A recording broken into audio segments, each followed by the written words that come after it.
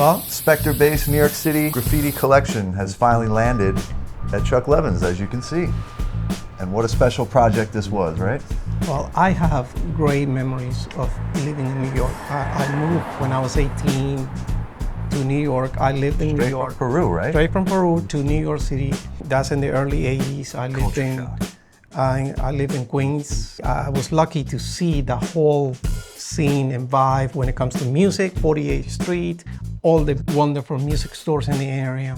As a kid growing up in New York City, and I remember the Manny's Music days of 48th Street in New York City, you know, doing an exclusive run of bases like this, for me working for Spector as the brand, is always an honor. But doing it for Chuck Levin's, I have to say... You said it right here. Well, what did it say? It's our #1 dealer.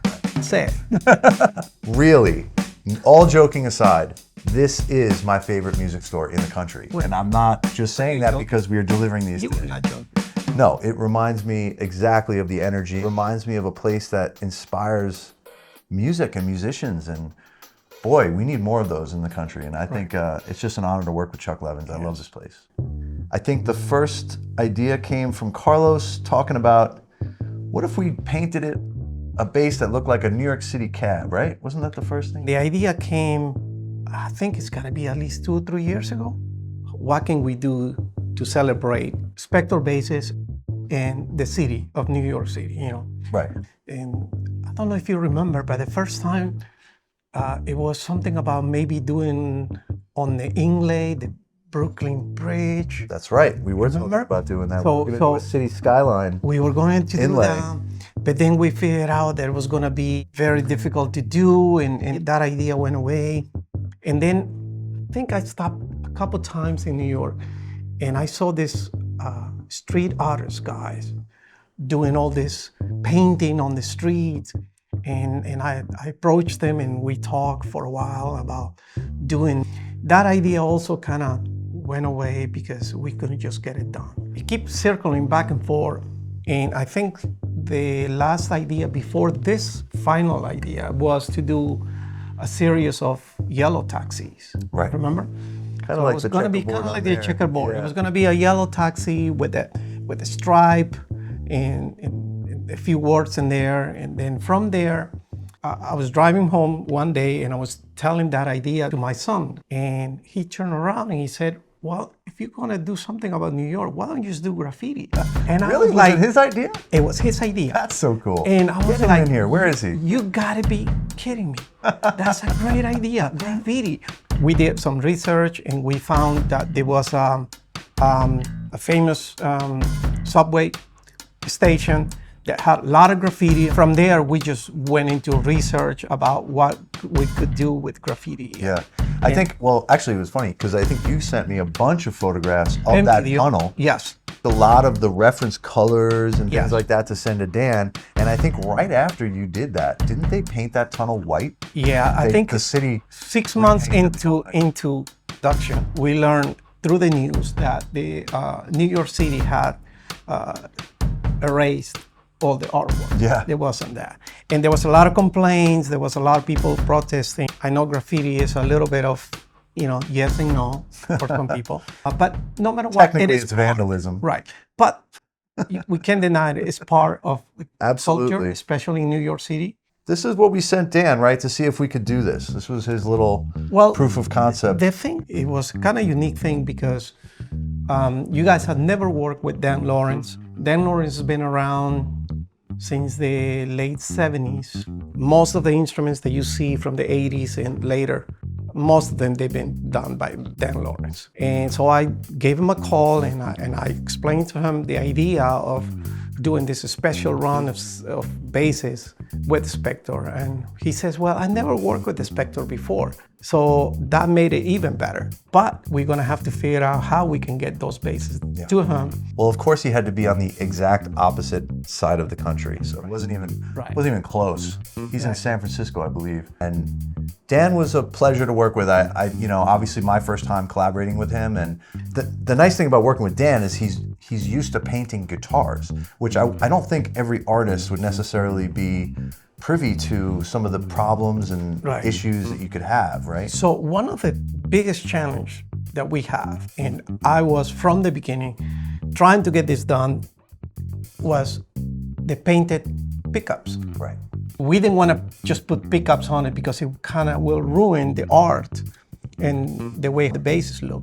Luckily, EMGs have the flat top on them. There's not pole pieces, there's nothing to affect glossing over them or anything like that. So luckily for us, that's our kind of standard default pickup situation anyway. So that was really nice, because I agree, if these pickups weren't painted, it would probably take a lot away from these. So we basically sent them to him in a raw form with a primer coat, and we had everything taped up so he didn't have to worry about masking off the fretboards and all that kind of stuff.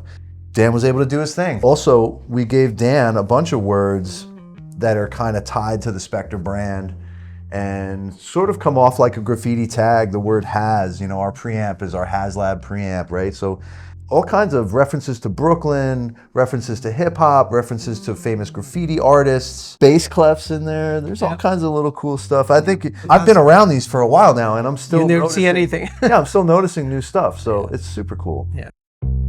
Well, here, this is a perfect one. So 444 12th Street. That's the address. That's right the there. original Spector factory in Brooklyn. And actually, it wasn't really a factory as much as Just it was, well, it was an old watch factory, I think, that turned into a collaborative wood shop. So actually, really interesting background to that. We're talking the mid-70s, right? So it was kind of like a little like a hippie approach to like a woodworking place where people would share tools, right? Like, I'll buy the lathe, you buy the sanding machine and whatever, and we all get together. And you had a bunch of guys up there making instruments, a bunch of guys making furniture. Some of the names might sound familiar to you. So Stuart Spector was up there building with Vinny Federa, Mike Tobias, Ned Steinberger, who was actually had nothing to do with music gear at that point. He was making furniture. So one of the famous stories is that Stuart was working on building bass guitars, and Ned looked over and said, "Can I take a shot at that?" And he took the basic body and he gave it this radius curve and this design that we call the NS body shape today. So NS stands for Ned Steinberger. Yeah. I mean, on one of these, it says Ned under the controls. I don't remember. If you can find it. There it is on the orange guy. It says Ned. So Ned almost sounds like a graffiti tag, but that's for Ned Steinberger. So there's things like that on each base that are kind of cool and an ode to the history of the brand. What I love is this vintage New York City subway token. We all remember before Metro cards, right? That was it. Metro cards are not that cool. No. But you used to get these coins, and that's the way they looked. And I think that was a nice touch. Stuart Spector started building bases in Brooklyn, New York in 1976. New York City was a different place back then. Yes. You know that, I know that. Yeah. I grew up outside of New York City, and I remember as early as 1979 being in the city and seeing these kinds of colors and graffiti art. Hip-hop music had just kind of hit the scene, and that whole street-style culture changed everything. One of our premier artists, Doug Wimbish, you know, he was a part of the earliest hip-hop songs. Sugar Hill Gang, Rapper's Delight, White Lines, The Message, Apache. You know, Doug played and toured with all these guys. And, you know, when I was talking to him about these basses, you know, I said to Doug, I said, when you were doing all that stuff back then, like, did you know what hip-hop was gonna be? Or was it something like, looking back on it now, you know, it goes, oh, we knew. One of the things we're so proud of at Spector is that we're through and through a New York brand. It started in Brooklyn, and now we build these custom bases in Woodstock, New York. This was just a cool way to kind of bring the roots and the history of Spector bass kind of to life, for lack of a better word. Just a really fun project, man. I'm super stoked. Dan Lawrence, props to that guy. This was a lot of work, and it was really a labor of love from Spector, Dan, and of course Carlos. Spector Bass and Chuck Levins, what a combo. What a team.